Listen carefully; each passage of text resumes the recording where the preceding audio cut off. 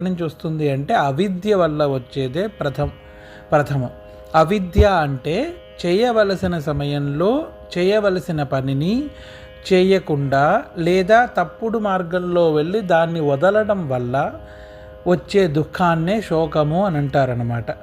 అలా చేయవలసిన పని చేయకపోతే అశోకవనంలో సీతాదేవి శోకంతో ఉండడం అనే దాన్ని వర్ణిస్తూ రామాయణంలో ఒక చోట లక్ష్మణుడి రేఖ ఆవిడ దాటకుండా ఉంటుంటే ఆ శోకం ఆవిడకి వచ్చేది కాదు అని అర్థం.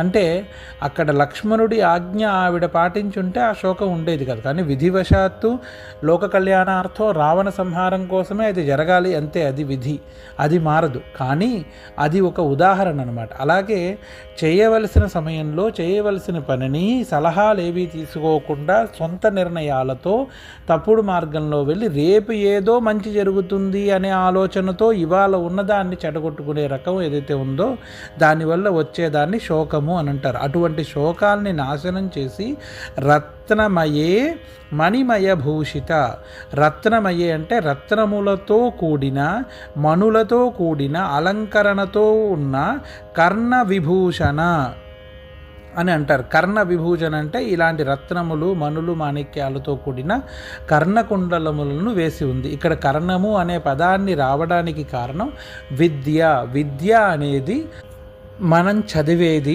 మనం చదివితే ఎదటి గురువుగారి రూపంలో అమ్మవారు వింటూ ఉంటుంది. అది నియమం.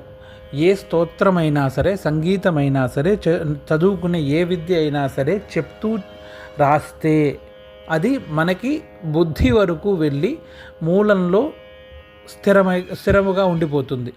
అలా చెప్తూ ఉండేదాన్ని వినేదే అమ్మవారు.